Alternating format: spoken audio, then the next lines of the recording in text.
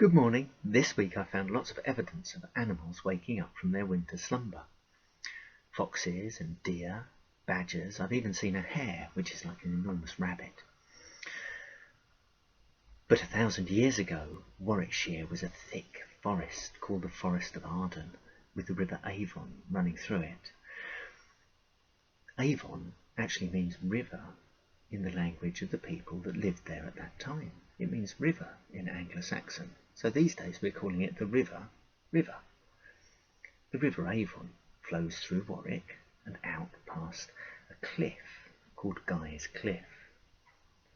And the story that I'm going to tell you today is about somebody who ended up living at Guy's Cliff. 1,000 years ago, Anglo-Saxons were living in Warwickshire. They had made a small town called Warwick, and in this town there lived a young person called Guy. He was a cupbearer. He would carry the wine around to the important people in the town when they had a feast. But also, he was brave.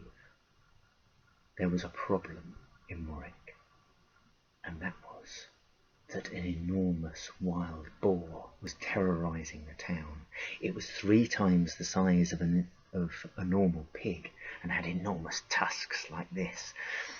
Whenever the people of Warwick went into the forest, it would chase them out, and they couldn't go into their fields. They couldn't tend their crops. They couldn't look after their own pigs. But Guy of Warwick crept into the woods with his sword and lay in wait for the boar by a pig track that ran through the woods. As the boar came rampaging along the track, snorting and scuffing the ground with its feet, he jumped out at it, stabbed it in the nose, and the boar was dead. And so in Warwick today you can see a statue of Guy holding a wild boar. It's quite near where you live. Keep an eye out for it. There's also, on the top of one of the churches in the middle of town, a weather vane in the shape of a pig's head. But that's not all that Guy of Warwick did. Because in the north of the Forest of Arden stretched a long way. It went all the way from where we live through Birmingham into Shropshire. Up in Shropshire they had a cow, a lovely cow. It had enormous horns that came out about that far. It was the size of a minibus. It's a huge cow, and it was kind. It gave everybody milk who would ask for it. It was brown, and the word for brown in Anglo-Saxon was dun, so we call it the dun cow. Such a kind cow. But one day, people of the village where it was living decided they would get more milk than they needed.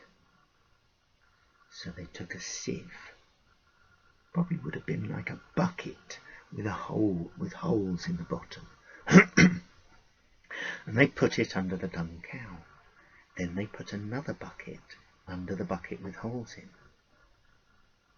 Now the dun cow was quite happy to give anybody that wanted it a bucket of milk, and so the people started milking the cow by squeezing the teats on its udder like this. Squeeze, squeeze, squeeze, and squirting the milk.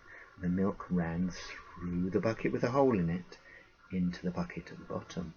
When the bucket at the bottom was full, they took it away and put a fresh one under, and another, and another.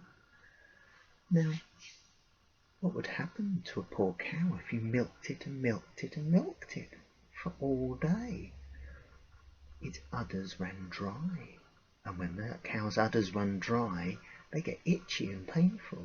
And the dun cow wondered what was happening. She looked down between her legs, and there she saw the sieve, and she saw 50 buckets of milk all lined up, with the people around her laughing.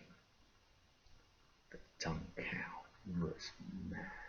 She was so cross. She knocked the buckets of milk over, she bashed the people about, and she ran off through the Forest of Arden, charging and trampling down any houses and fields that she came to. Now, you think a mad cow with horns this wide would be a fearsome beast. Well, it certainly was.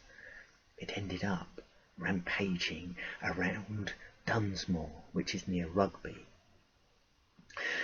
The people of Dunsmore didn't want the cow near their houses, so they sent some people down to Warwick to get Guy of Warwick to come and sort it out for them, because they'd heard about him killing the boar. And he came, and he waited for the cow on Dunsmore. He waited by one of its tracks that it made as it ran around the place, butting things and stabbing things with its horns. This time, instead of stabbing it in the nose with his sword, he grabbed hold of its horns and leaped over onto its back, and from there he was able to cut its head off. Quite a bloody story, really. But it's the story that we tell about Guy of Warwick. And stories 1,000 years ago were often full of things being killed. We wouldn't do that now.